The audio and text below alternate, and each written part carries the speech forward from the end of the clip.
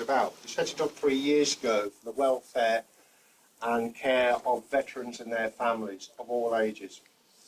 I've already alluded to the fact that some of these guys are coming out with some serious both physical and mental issues, socio-economic issues about settling down. Quite often we send them away and expect them to come back at the age of 40 and do what most of us did when we were 16 and 17, create a life for ourselves. And society, unfortunately, tends to write people off over 35, don't they? So we're trying to help these and make sure, and we've helped 207 veterans since we set up, and we're still going. However, we're also interested about preserving the heritage of their service, and that's why we sat down and we talked to the council, who we helped deliver the Local Armed Forces Covenant for, how we could actually take this forward. A little later, Councillor Truman will tell you why this came about and how it came about. But we have our IT wizard here, Chris. Come forward. The second most important. Chris has been helping me with this website, and when this came along about Memorial Book, I said, I know the man for this. Albeit a council employee, he's got the special skills needed. So, Chris, I'm going to hand this over to you, and if we can get into the index, and we can look through the index. So this is the home page of the network's page. You'll be able to access it through this little link just below the flag. And what you'll see when you click that link is effectively a generic welcome page. It's imagery and a big enter button. The page can expand over time as it needs to. It's very straightforward at the minute. After that, you'll be into what's effectively the meat and bones of the whole thing.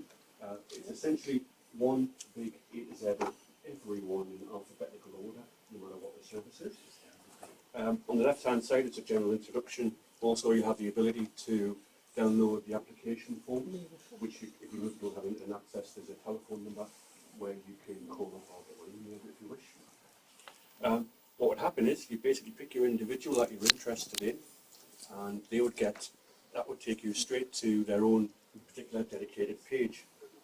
The top of the page tends to hold all the information from the application form, who they are, where they pass, what kind of service they have in their country and what have you. Then it will go through to provide extra information such as family photographs that have been provided, scans of documents that have also been available in the public domain, for example. You also have, so the page itself is quite tailor-made. For example, this chap here, very handsome looking fellow. There's a lot of material. Thank you. Your dad, yes. Is it? Your dad, yes. Is it? All right. Okay. Oh, right. Very handsome. Nice big photograph, which is always nice.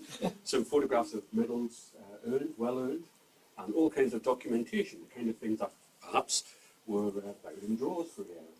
Not that many people existed now to share. And we have all kinds of little interesting things, like a Prince for Recruits card. In other words, how to behave. Can I just hold you? Can we just go back to that? Because I want to give everybody in Civvy Street one of these. Remember, the first duty is obedience. I mean, where's the wife? Are you here? So we go on to various kind of documents. This time it changed. Because particularly from some time ago, there's a lot of records that aren't yet, or perhaps would never be, digitised or put online. And they are literally in someone's drawer, perhaps. They can be brought out, scanned and popped on here. Family mementos, other public domain information that's available. That's John.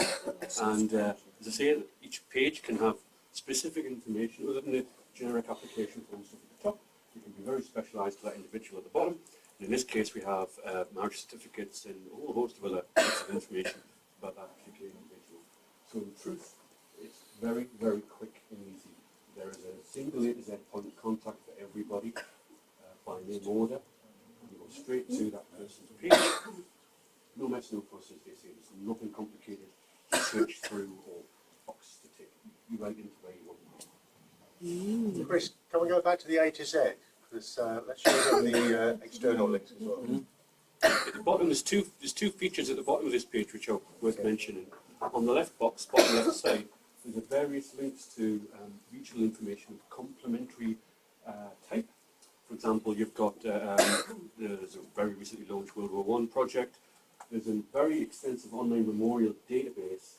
And at the bottom of this page, where this is search tool, you can put in a name or an area, and it will to that database and give you a list of all the Smiths, for example, that's on the database, and where they're listed, and you can go straight into pick which one you want.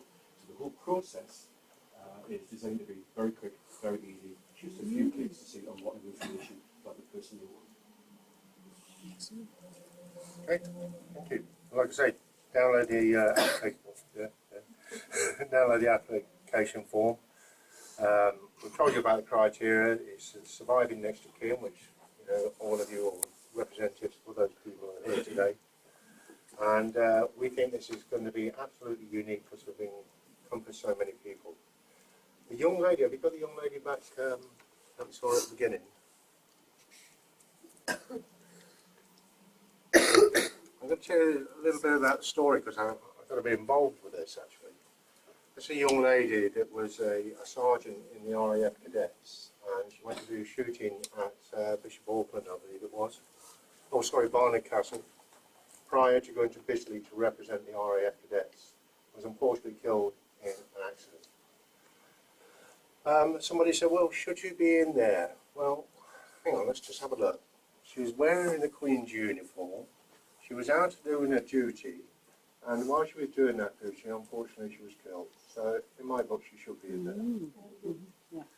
And, sometimes we fail to recognise that the young people who actually step forward and wear the uniform and represent the country. I think it would be very remiss of us if we actually left this young lady out. But she is an exception, under very sad circumstances.